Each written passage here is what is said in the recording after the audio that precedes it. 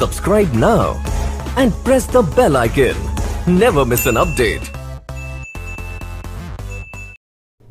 Hello दोस्तों, स्वागत है आप सभी का हमारे यूट्यूब चैनल फोकस ऑनलाइन पे। हम अपने इंट्रेंस एग्ज़ाम की बात करते हैं, यानी कि ठीक है, जिसकी तैयारी चल रही है, मैथ की भी चल रही है और फिजिक्स की भी चल रही है। तो मैथ में हमारा क्या है कि कंपाउंड इंटरेस्ट और सिंपल इंटरेस्ट की चैप्टर है, ठीक है। इसके पहले हम लोगों ने कौन सा चैप्टर पढ़ा था? इसके पहले हम लोगों ने पढ़ा था लॉस एंड प्रॉफिट का चैप्टर, ठीक है। तो बात करें अपने सिंपल इंटरेस्ट एसआई और सीआई का, ठीक है। सिंपल वाला तो सिंपल है, लेकिन सीआई वाला थोड़ा सा घुमा के है, लेकिन ठीक है वो भी। तो सिंपल इंटरेस्ट है यानी कि साधारण ब्याज, ठीक है, ऐसा ही बोलते हैं। तो साधारण ब्याज क्या होता है? जैसे कि मान लीजिए कि हम किसी से 5,000 रुपये लेते हैं और 5% के ब्याज 5% के रेट पे लेते हैं, यानी 5% दर से ब्याज ले रहे हैं हम 3 सालों के लिए, तो उसका साधारण ब्याज निकाल सकते हैं 3 सालों के लिए अगर ले तो। अगर उसी का अगर कंपाउंड इंटरेस्ट है यानी कि आपका चक्रवृद्धि ब्याज होगा, तो चक्रवृद्धि ब्याज कैसे निकालेंगे? तो चक्रवृद्धि ब्याज जब निकालेंगे तो वो 3 साल में ही वो धन जो है बहुत ज़्यादा हो जाएगा। यानी उस कंपाउंड इंटरेस्ट में होता क्या है कि ब्याज के ऊपर भी ब्याज लगता है। जैसे मान लीजिए कि हमने 5,000 रुपया लिया, ठीक है, और पहले साल ब्याज मिला करके हुआ 6,000 रुपये, ठीक है। तो 6,000 रुपये हो गया, तो ये तो साधारण ब्याज अगर बात करें तो 6,000 होगा, लेकिन दूसरे साल जो ब्याज लगेगा वो 6,000 पर नहीं लगेगा, 5,000 पे लगेगा। और कंपाउंड इंटरेस्ट में क्या होगा कि आपका 5,000 है टोटल वैल्यू, आप एक साल में जो है 6,000 हो रहा है, लेकिन दूसरे साल जो है जो ब्याज लगेगा वो आपका 5,000 पे नहीं लग करके 6,000 पे लगेगा। यानी जो ब्याज सहित जो मिश्रधन होगा उस पर चक्रवृद्धि ब्याज लगेगा, फिर जो बढ़ेगा फिर उस पर चक्रवृद्धि ब्याज लगेगा। यानी ब्याज के ऊपर ब्याज जब लगता है उसी को चक्रवृद्धि ब्याज बोलते हैं, यानी कि कंपाउंड इंटरेस्ट बोलते हैं, ठीक है। तो हम बात हमारी कंपाउंड इंटरेस्ट की हो गई। अब बात करते हैं अपने कि क्या क्या इसमें होता है। तो एक होता है हमारा मूलधन। क्या होता है? मूलधन होता है, एक मूलधन होता है। तो मूलधन क्या होता है? इसको हम लिखते हैं प्रिंसिपल अमाउंट, ठीक है। प्रिंसिपल शॉर्टकट नेम क्या होता है इसका? पी होता है। एक होता है हमारा मिश्रधन। क्या होता है? मिश्रधन। तो मिश्रधन किसको लिखते हैं? अमाउंट को लिखते हैं, अमाउंट को लिखते हैं, ए से इसको डिनोट करते हैं। एक होता है हमारा दर, दर यानी कि रेट, ठीक है। इसको हम डिनोट करते हैं किससे? आर से डिनोट करते हैं, ये दर हो गया। और एक होता है हमारा समय, ठीक है, समय यानी कि टाइम, इसे डिनोट करते हैं हम टी से और एन से भी, ठीक है। 2-3-4 चीज़ों से इन्हें डिनोट करते हैं। बाकी साधारण ब्याज होता है हमारा सिंपल इंटरेस्ट होता है, सिंपल इंटरेस्ट इसको किससे डिनोट करते हैं? एसआई से डिनोट कर देंगे। और हमारा एक बचेगा compound interest, COMP, compound interest हो जाएगा, ठीक है। कंपाउंड इंटरेस्ट इसको डिनोट करेंगे, CI से डिनोट करेंगे, ठीक है। अब बात करते हैं हम इससे जुड़े कुछ फार्मूलों की। तो फार्मूला हमारा क्या कहता है कि साधारण ब्याज यानी जब सिंपल इंटरेस्ट निकालेंगे तो क्या होगा? तो साधारण ब्याज हमारा होता है, साधारण ब्याज SI बराबर होता है PRT/100 होता है। यानी S इंटू आई बराबर आपका क्या होता है? P into R into T/100, यानी कि मूलधन गुणे दर गुणे समय अपान 100 में भाग देंगे तो क्या निकल जाएगा? SI निकल जाएगा। अब बात करेंगे मिश्रधन की, यानी कि प्रिंसिपल अमाउंट की बात करेंगे तो क्या हो जाएगा? आप किसी भी ब्याज में जब मूलधन आप जोड़ देंगे तो मिश्रधन हो जाएगा, यानी कि टोटल वैल्यू। तो क्या हो जाएगा? P प्लस और ये ब्याज जुड़ जाएगा तो PRT/100 हो जाएगा आपका, ठीक है। तो अब इसमें से P कॉमन कर लेंगे तो क्या हो जाएगा आपका? A बराबर आपका हो जाएगा P इंटू 1 प्लस RT/100 हो जाएगा, ठीक है। तो ये हमारा साधारण ब्याज का फार्मूला है। तो साधारण ब्याज का यही फार्मूला है। अब बात करेंगे इसके बाद हम चक्रवृद्धि ब्याज का, यानी कि कंपाउंड इंटरेस्ट का। तो कंपाउंड इंटरेस्ट में हमारा क्या होता है? देखिए C इंटू आई, CI होता है। तो कंपाउंड इंटरेस्ट से पहले हम क्या निकालते हैं? चक्रवृद्धि मिश्रधन निकालते हैं, यानी कि कंपाउंड अमाउंट निकालते हैं, C इंटू A निकालते हैं, CA निकालते हैं, ठीक है, CA यानी कि कंपाउंड अमाउंट निकालते हैं, ठीक है। कंपाउंड अमाउंट जो निकालेंगे वो क्या निकलता है आपका? P इंटू 1 प्लस R/100 का पावर टी होता है। ये मूलधन, दर और समय। और जब चक्रवृद्धि, ये तो हमारा क्या होता है, ये मिश्र धन होता है। मिश्र धन टोटल वैल्यू, कंपाउंड अमाउंट होता है, ठीक है, चक्रवृद्धि मिश्र धन बोलते हैं। तो जब कुल वैल्यू में से यदि हम ब्याज को घटा दें तो क्या मूलधन नहीं निकल जाएगा हमारा, ऑटोमेटेड निकल जाएगा, मतलब कि नहीं, सॉरी, टोटल धन से, अगर पूरे मिश्र धन से आप मूलधन घटा देंगे, मान लीजिए कि पूरा मैंने कोई वैल्यू लिया है, ठीक है, तो किसी उसको ब्याज मिला करके हमारा वो 7,000 हो गया है। तो 7,000 में से मैंने जितना लिया था, मान लीजिए मैंने 5,000 लिया था, तो मेरे टोटल ब्याज सही 7,000 हो गया, और उसमें से 5,000 घटा दिया जाए जो लिया था मैंने, तो कितना बचेगा, 2,000 बचेगा। और यही क्या होगा, हमारा चक्रवृद्धि ब्याज होगा, ठीक है। तो चक्रवृद्धि ब्याज यानी कि CI बराबर क्या हो जाएगा, इस पूरे मिश्र धन से मूलधन घटा दे तो क्या बचेगा, आपका चक्रवृद्धि ब्याज बचेगा, यानी कि CI। तो P इंटू वन प्लस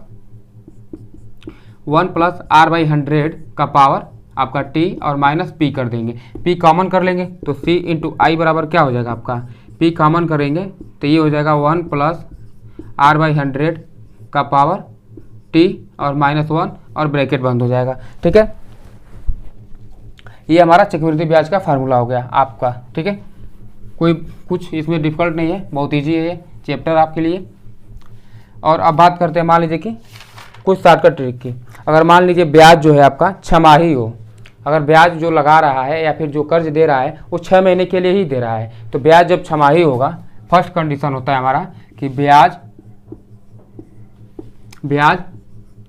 जब छमाही हो, क्या हो आपका, ब्याज छमाही हो। तो ब्याज जब छमाही होगा तो दर आपका जो होगा R होगा, वो R क्या हो जाएगा, R/2 हो जाएगा, और मतलब कि दर, ठीक है। और समय क्या हो जाएगा, तब समय डबल हो जाएगा, डबल का मतलब 2T हो जाएगा, ठीक है, 2T हो जाएगा, यानी समय दोगुना हो जाएगा और दर आधा हो जाएगा। यदि ब्याज आपका छमाही दे हो तो, यानी जितना भी परसेंटेज दिया होगा उसको आधा कर दीजिए और समय जितना दिया होगा उसको दोगुना कर दीजिए। ये आपका ब्याज यदि छमाही दे हो तब, नहीं तो ये नहीं होगा। और दूसरा कंडीशन आपका होता है यदि ब्याज मान लीजिए आपका ब्याज तिमाही दे हो, ब्याज तिमाही दे हो, मतलब यदि ब्याज तिमाही देना हो तब क्या करेंगे, तब आपका क्या हो जाएगा, दर क्या हो जाएगा, आपका दर घट जाएगा आपका और दर R/4 हो जाएगा। R/4 इसलिए होगा कि एक साल में 12 महीने होते हैं, तो एक तिमाही में 3 महीने आपके हुए, यानी कि तिमाही कितना हुआ, 1/4 ईयर हुआ। तो 1/4 ईयर का मतलब ये हो गया कि 1/4 से इसमें मल्टीपल करेंगे, यानी 4 से डिवाइड करेंगे, तो ये दर हो गया। और समय कितना हो जाएगा हमारा, समय आपका हो जाएगा 4T हो जाएगा, ठीक है, समय आपका 4T हो जाएगा। तो ये आपका 4T समय हो गया। तो ये आपको आसानी से इसको ब्याज छमाही दे हो जब तिमाही दे हो तो आप इसको इजीली कर सकते हैं, ठीक है। अब बात करेंगे आपके कुछ शॉर्टकट फार्मूले की, जिसका यूज बहुत होता है और ये बहुत ज़रूरी है, तो प्लीज़ इसे आप नोटिस कर लीजिएगा, आपके बहुत काम आएगा, ठीक है। तो पहला फार्मूला ये है कि मान लीजिए कि यदि साधारण ब्याज की दर से कोई धन है जो T1 वर्ष में आपसे N1 गुना होती है और T2 वर्ष में N2 गुना हो जाती है, ठीक है, T2 वर्ष में आपका N2 गुना हो जाए। तो कहने का मतलब यह है कि जब T2 वर्ष में M2 गुना होगा तो T2 का वैल्यू कैसे निकालेंगे, जैसे कहने का मतलब यह है कि कोई धन 4 वर्ष में 2 गुना होती है तो वह कितने वर्ष में 8 गुना होगी, ठीक है, यानी T2। तो कैसे निकालेंगे, देखिए क्या होता है, T2 निकालिए या T1 निकालिए, आपके ऊपर डिपेंड करता है। ये होता है T2/T1 इक्वल टू क्या होता है आपका, देखिए इक्वल टू होता है N2 माइनस N1 बटे N1 माइनस 1, ठीक है, इतना आपका ये होता है। ये शॉर्टकट आपका ट्रिक होता है, T2/T1 equal to N2 minus N1, ये शॉर्टकट ट्रिक होता है, किसके लिए, सिंपल SI के लिए, कि कितने, अगर यदि मान लीजिए कि आपका 4 साल में 2 गुना होता है तो कितने साल में 8 गुना होगा, ठीक है, N2 निकालना होगा। तो ये आपका शॉर्टकट ट्रिक हो गया पहला। अब एक बात करते हैं और, मान लीजिए कि आपका अगर ये दिया हो कि कोई धन है, ठीक है, कोई धन जो है 20 साल में कितने % वार्षिक दर से वह 8 गुना हो जाएगा, कितने दर से।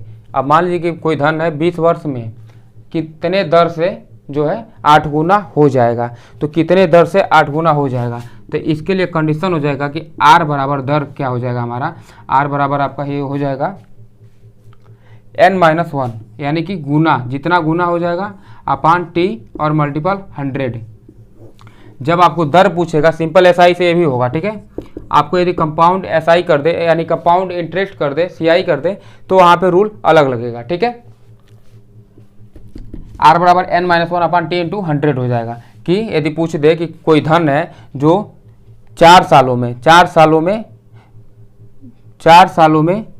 में कितने की दर से 8 गुना हो जाए, तो t की वैल्यू देगा, n की वैल्यू देगा और दर पूछेगा, आप निकाल दीजिएगा आसानी से, ठीक है। अब हम बात करते हैं अपने नेक्स्ट क्वेश्चन की। मान लीजिए कोई धन है, एक पहले साल R1% के साथ चलता है, दूसरे साल उसका दर R2% हो जाता है, तीसरे साल R3 हो जाता है, चौथे साल R4 हो जाता है। तो ऐसे धन का मिश्र धन कैसे निकालेंगे? तो A बराबर आपका हो जाएगा P into 1 plus R1/100 into 1 plus R2/100 and 1 plus R3/100 हो जाएगा, ठीक है। ये आपका शॉर्टकट फार्मूला हो जाएगा, आप एसआई के थ्रू निकालेंगे। अभी उसके बाद जब अभी मैंने बताया आपको कि कोई धन जब दिया रहेगा यानी कि T2/T1, कोई मतलब कि 8 साल में कोई धन 4 गुना हो जाता है, तो कितने साल में 8 गुना होगा, तब उसके लिए क्या करेंगे, T2/T1 बराबर आपका n2-1/n1-1 होता है। यही फार्मूला बताया ना। तो ये क्या होता है, ये एसआई के लिए होता है, ठीक है। और सीआई के लिए फार्मूला आपको बता देते हैं, बुक में आपको नहीं मिलेगा, कहीं भी नहीं मिलेगा। सीआई के लिए होता है यही, इसी मेथड पे अगर इसी सवाल को कह दे सीआई चक्रवृद्धि ब्याज में बताइए, तब क्या करेंगे आप, तब ये होता है आपका T1/T2 equal to log n2 बटे log n1 होता है, ठीक है। आपका ये फार्मूला हो जाएगा, log n2/log n1 और T1/T2 होता है। ये सीआई के लिए फार्मूला होता है, ठीक है। इसको नोट कर लीजिएगा आप लोग। अब बात करते हैं अपने नेक्स्ट फार्मूले की कि शॉर्टकट फार्मूला क्या है।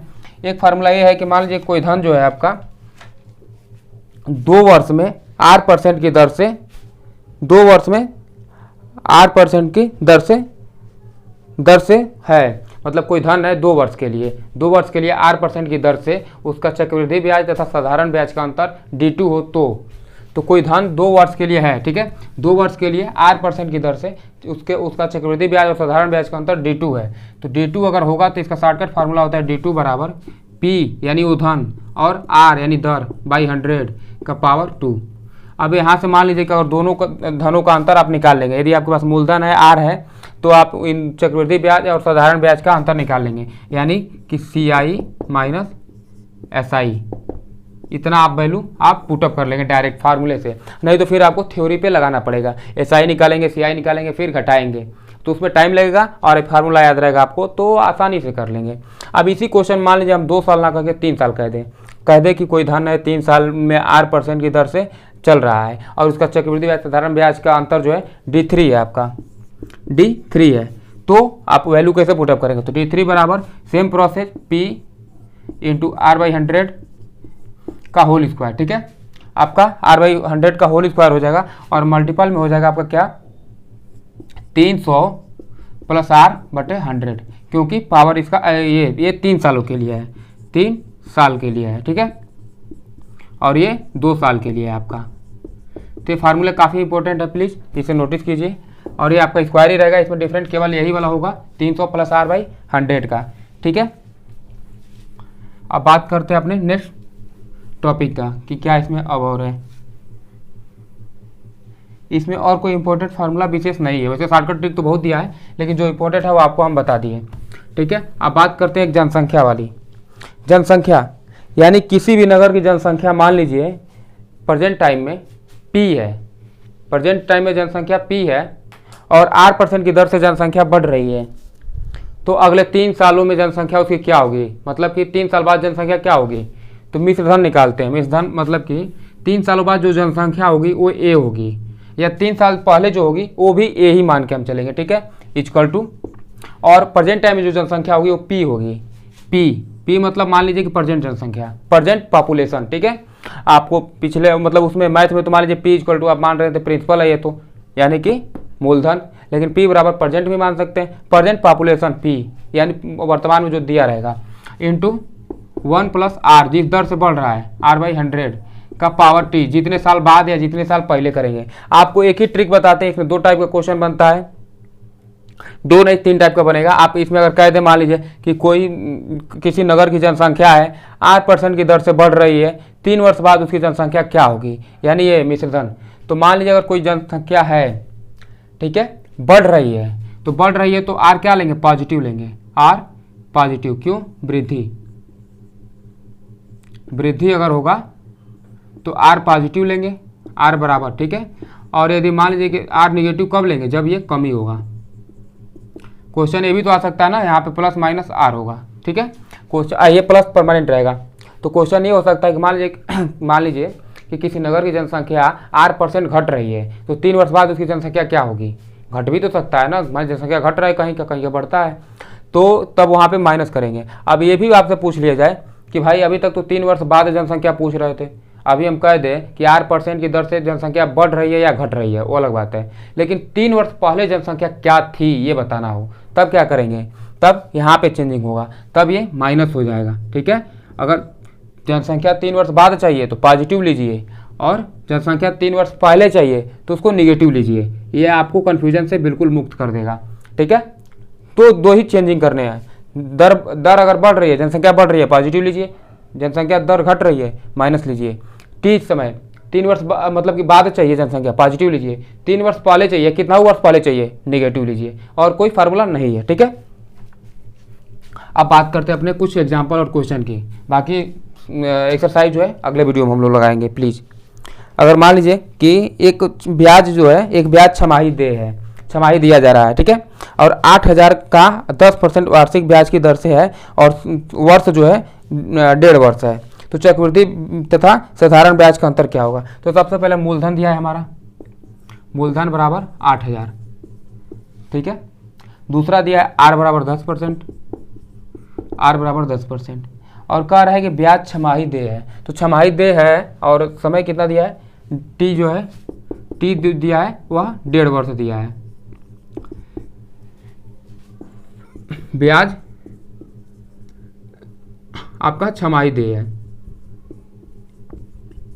ब्याज आपका क्या है, छमाही है, तो छमाही जब ब्याज होगा तो आपका क्या होगा, दर क्या हो जाएगा, r/2 होगा, मतलब क्या हो जाएगा 5%, और समय क्या हो जाएगा 2n होगा या 2t होगा, मान लीजिए 2t होगा, तो कितना हो जाएगा, 1.5 दूना के 1.5 वर्ष है ना, तो 1.5 वर्ष है तो कितना हो जाएगा, 3 वर्ष हो जाएगा, 3 वर्ष हो जाएगा। अब पूछ रहा है कि अब इसके चक्रवृद्धि तथा साधारण ब्याज के अंतर बताइए, तो अब या तो आपके पास एक ऑप्शन है साधारण ब्याज निकालिए, चक्रवृद्धि ब्याज निकालिए, घटाइए और आंसर दीजिए, और दूसरा ऑप्शन है शॉर्टकट ट्रिक, 3 वर्ष वाला है ना, D3, तो D3 बराबर क्या होता है, P इंटू r/100 का whole square into 300 plus r/100, ये फार्मूला है हमारा। अब D3 बराबर डायरेक्ट रख दीजिए, और कितना दिया आपका 8,000, घटाएंगे 8,000 और r/100, r का वैल्यू क्या है 5/100 स्क्वायर 300 प्लस 5/100, ठीक है। अब इसको सॉल्व कर लेंगे, तो D3 बराबर क्या हो जाएगा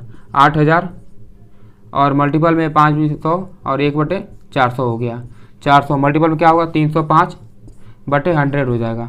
तो 400 से ये कितना बार कटेगा, 400 दूना 800, 2 और 20 बचे 100, और 5 इसको काटेंगे तो 5 6 30 और 5 का 5, यानी D3 बराबर आपको क्या हो गया, D3 बराबर 61 आ गया। देखिए शॉर्टकट तरीका का यही आपका फ़ायदा है कि 2 लाइन में आंसर आपको मिल जाएगा, और नहीं तो फिर जाइए 5 मिनट 10 मिनट सॉल्व करते रहिए, आपका टाइम भी जाएगा।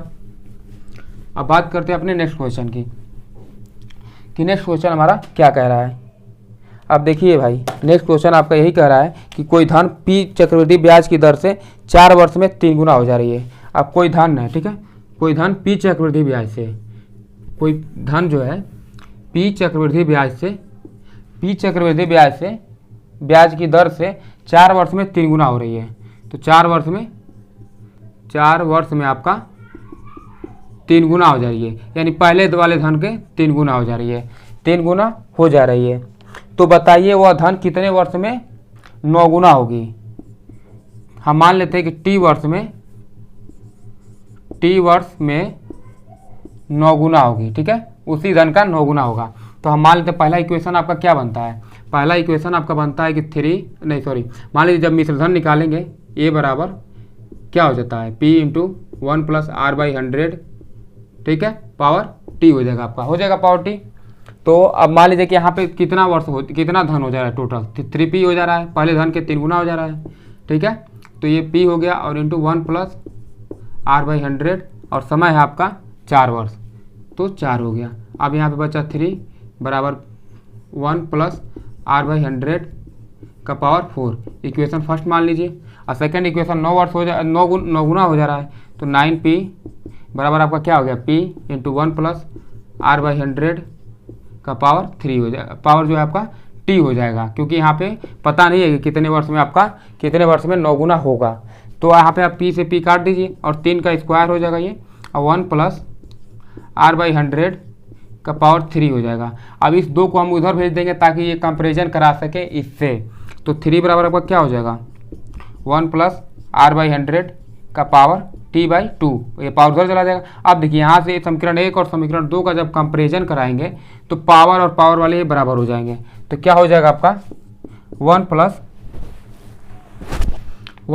R बाई 100 का पावर हो जाएगा आपका 4, ठीक है, पावर 4 हो जाएगा। इक्वल टू क्या हो जाएगा 1 प्लस R बाई 100 का पावर T बाई 2 हो जाएगा। अब देखिए जब बेस अगर सेम हो तो पावर क्या होते हैं, इक्वल हो जाते हैं। तो 4 इक्वल टू T बाई 2, तो T बराबर क्या हो गया आपका 8 वर्ष, यानी 8 साल लगे उसको 9 गुना होने में, ठीक है। ये आंसर था। तो बात करते हैं हम अपने अगले क्वेश्चन की। मान लीजिए कि शहर की जनसंख्या 4% की दर से बढ़ रही है और वर्तमान जनसंख्या 15,625 है, ठीक है। तो 3 वर्ष बाद जनसंख्या क्या होगी, यही है ना। तो आपको हम बता दे रहे हैं, आपको ट्रिक तो बता चुके फार्मूले का। तो R% क्या है 5 हो जाएगा, चूँकि बढ़ रही है तो 5 होगा, ठीक है, 5%। और हमारा T समय क्या है 3 वर्ष बाद पूछ रहा है तो भी पॉजिटिव हो जाएगा, ठीक है। और आपका P यानी कि वर्तमान जनसंख्या 15,625 है, आपका 15,625 है, ठीक है। तो अब मान लीजिए कि 3 वर्ष बाद जनसंख्या क्या होगी, हम मान के चल रहे कि ये होगा, और ये P क्या हो जाएगा 15,625 फार्मूले के अकॉर्डिंग 1 प्लस आपका कितना हो जाएगा 4/100 और पावर क्या हो जाएगा आपका 3 हो जाएगा। तो ए बराबर कितना निकलेगा 15,625, ठीक है। और आपका कोष्टक में ये हो जाएगा 25 के 100 और इसको करेंगे तो कितना हो जाएगा 26/25 का होल क्यूब हो जाएगा, ठीक है। तो ए बराबर कितना हो जाएगा 15,625 और मल्टीपल 26 का होल क्यूब हो जाएगा, 26 इंटू 26 और इंटू 26 हो जाएगा, अपान 25 इंटू 25 और 25 इंटू 25। तो ये कहीं ना कहीं 25 का होल क्यूब होता है 15,625, तो 25 होल क्यूब से कट जाएगा, बचेगा 26 का होल क्यूब। 26 का होल क्यूब आपका होता है ए बराबर 17,000 हो जाएगा आपका 17,576 होता है, ठीक है। 17,576 आपका जनसंख्या होगा 3 वर्ष बाद। अब मान लीजिए कि इसी पे नेक्स्ट क्वेश्चन की बात करें, अगर नेक्स्ट क्वेश्चन हमारा ये कह रहा है R बराबर 4% था ना, यहाँ पे R बराबर 4% था, ठीक है। यहाँ पे मैंने 5 लिख दिया था गलती से, ये 4% था, 4% मैंने लिया भी था, ठीक है, 5% नहीं होगा। अब बात करते हैं नेक्स्ट क्वेश्चन की। अगर मान लीजिए कि यही कह दे कि 4% की दर से जनसंख्या तो बढ़ रही है, ठीक है, और वर्तमान जनसंख्या 17,576 है, लेकिन 3 वर्ष पहले जनसंख्या क्या थी, अब पहले की पूछ रहा है। तो पहले का मतलब ये हो गया कि समय हमारा माइनस हो जाएगा, T माइनस हो जाएगा। तो T बराबर क्या हो जाएगा -3 हो जाएगा, R बराबर 4% हो जाएगा और वर्तमान जनसंख्या क्या हो जाएगा 17,576। तो 3 वर्ष पहले जनसंख्या क्या हो जाएगा अब उनका 17,576 और आपका क्या हो जाएगा मल्टीपल 1 प्लस R/4/100 हो जाएगा, आपका 4/100 का पावर -3 हो जाएगा। तो ए बराबर क्या हो जाएगा आपका 17,576 और ये 25 के 100 और ये हो जाएगा आपका 26/25 और पावर -3। जब पावर -3 है तो ये अपोजिट हो जाएगा, चेंज हो जाएगा। तो ए बराबर आपका कितना हो जाएगा 17,576 मल्टीपल आपका कितना हो जाएगा, चेंज हो जाएगा, तो 25/26 का होल क्यूब हो जाएगा, ठीक है। तो आपका ए बराबर क्या हो जाएगा 17,576, ठीक है, और मल्टीपल में 25 का होल क्यूब और अपान 26 का होल क्यूब। तो 26 का होल क्यूब कहीं ना कहीं इससे कट जाएगा, 17,576 होगा। अभी अपने पिछले क्वेश्चन में देखा तो ए बराबर क्या बचा 25 का होल क्यूब यानी कि 15,625, ठीक है। 15,625 जो है इनकी जनसंख्या हो जाएगी। बात करते हैं अपने नेक्स्ट क्वेश्चन की कि कोई धनराशि 4% की वार्षिक ब्याज की दर से दो वर्ष के लिए है, उसका साधारण तथा चक्रवृद्धि ब्याजों का अंतर 8 है, तो धनराशि क्या होगी। शॉर्टकट ट्रिक वाले की बात है, मान लीजिए कि ये यानी कि चक्रवृद्धि तथा साधारण ब्याज का अंतर दिया है, आपका अंतर कितना दिया है, D2 बराबर आपका दे दिया है, D2 बराबर आपका कितना दे दिया है कि D2 बराबर अंतर 8 है, D2 बराबर अंतर 8 है आपका, D2 बराबर अंतर 8 दे दिया है, और समय दे दिया है T जो है आपका 2 वर्ष दे दिया है, और R दे दिया है आपका 4% की दर से। तो पूछ रहा है कि मूलधन कितना होगा। अब देखिए फार्मूले से लगाएंगे लंबा टाइम लगेगा, शॉर्टकट ट्रिक से लगाएंगे इजीली हो जाएगा आपका, ठीक है। इजीली क्या होता है, D2 बराबर हमारा क्या होता है, D2 बराबर होता है P इंटू R/100 का पावर 2। तो D2 बराबर आपका क्या हो जाएगा, D2 बराबर 8 इक्वल टू आपका P की वैल्यू निकालना है और R की वैल्यू 4/100 का पावर 2। तो 8 बराबर कितना हो गया आपका P इंटू 25 हो गया 100 हो गया आपका ये, ठीक है। तो 1/25 का होल स्क्वायर हो जाएगा आपका, यही होगा ना। अब ये हो जाएगा 8P इंटू 1/625 हो जाएगा। तो P बराबर क्या हो जाएगा 625 मल्टीपल 8 हो जाएगा आपका। तो P बराबर आपका कितना हो गया 8 बजे 40, 8 दूना 16, 16 और 4 20 हो जाएगा, और 8 6 48 यानी 50, यानी कि 5000 आपका इसका आंसर आ जाएगा, ठीक है। तो 5000 इसका आंसर होगा, यानी वो मूलधन राशि कितनी थी 5000 थी। अब बात कर रहे हैं अपने मान लीजिए कि नेक्स्ट क्वेश्चन की। नेक्स्ट क्वेश्चन ये कह रहा है कि कोई आपकी ब्याज है, ब्याज प्रतिवर्ष संयोजित हो रही है और 800 मूलधन है। तो मूलधन हमारी क्या है, P बराबर 800 है, ठीक है। P बराबर 800 दे दिया है, R बराबर 5% दे दिया है, R आपका रेट जो है 5% दे दिया है, और टाइम दे दिया है आपका T बराबर 2.5 वर्ष। 2.5 वर्ष का फार्मूला आपको हम नहीं बताए हैं कि क्या करना होता है, चलिए इस क्वेश्चन में ही बता देंगे कि 2.5 वर्ष दिया होगा तब आप क्या करेंगे। भाई 2 वर्ष होता तो हम फार्मूला लगा लेते हैं, लेकिन 2.5 वर्ष है तो क्या करेंगे, एक छोटा सा चेंजिंग होता है, बाकी कुछ नहीं। बाकी आपको ये क्या कह रहा है कि चक्रवृद्धि ब्याज होगा, यानी कि CI पूछ रहा है। तो CI जब पूछेगा तो सबसे पहले क्या निकालेंगे, चक्रवृद्धि मिश्रधन निकालिएगा, यानी A निकालेंगे, ठीक है। तो A की वैल्यू कितना निकालेंगे, A की वैल्यू हो जाएगा P यानी कि 800 और इंटू 1 प्लस R/100 5/100 का पावर। अब देखिए पावर, अब समय है तो 2.5 वर्ष यहाँ लिखे नहीं लिखेंगे, 2 वर्ष लिखेंगे, जो वैल्यू एक्यूरेट है उसको लिख लेंगे। बचेगा आधा वर्ष, 6 महीने बचा, उसको क्या करेंगे 1 प्लस RT/100 यानी कि 5I इंटू T। अब बचा आधा वर्ष यानी 1/2/100 कर लेंगे। सिर्फ इतनी सी चेंजिंग आपको करना है, 1 प्लस RT/100 कर दीजिएगा, T जो बचा रहेगा आधा समय, और ये R आपका 5% और 100 कर दीजिएगा, 1 जोड़ दीजिएगा, ये आपका चेंजिंग थोड़ा सा होगा। तो A बराबर आपका कितना हो गया 800, और ये आपका 20 × 100 हो गया, ये कितना हुआ 21 का होल स्क्वायर बचेगा, यानी कि 441 हो जाएगा बटे 400 हो जाएगा डायरेक्ट। और ये आपका कितना हो जाएगा, ये आपका मान लीजिए कि यहाँ से ये 20 × 100 और ये आपका हो गया 20 × 100 और ये 2 ऊपर आ जाएगा, 2 नीचे आ जाएगा, तो 40 होगा, 40 होगा तो कितना बचेगा 41 बटे 40 हो जाएगा। अब ये देखिए 400 दूनी के 800 और 2 20, ठीक है। अब आपका कितना बचा, A बराबर 441 मल्टीपल 41/20। जब इसको सॉल्व करेंगे तो आपका A के वैल्यू आ जाएगा 904.05 आ जाएगा, इतना मिश्रधन आ जाएगा। तो चूंकि मिश्रधन तो आ गया, लेकिन हमको चाहिए कैसा चक्रवृद्धि ब्याज। तो चक्रवृद्धि ब्याज बराबर क्या होता है, C इंटू I बराबर होता है A माइनस P होता है। तो A हमारा 904 है, 904.05, और माइनस हमारा P कितना है 800 है, 800। तो जब इसको घटाएंगे तो कितना बचेगा 104.05। ये हमारा CI हो गया आपका, यही CI आंसर है, ठीक है। तो इस वीडियो में हम लोगों ने थ्योरी फार्मूला सब कुछ जाना है। आपसे अगले वीडियो में मिलते हैं पूरे क्वेश्चन के साथ, और वीडियो अच्छा लगे तो लाइक शेयर सब्सक्राइब कर दीजिए। Thanks for watching.